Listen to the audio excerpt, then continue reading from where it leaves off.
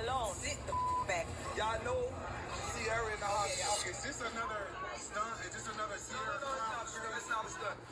Is that something that could happen between you and I?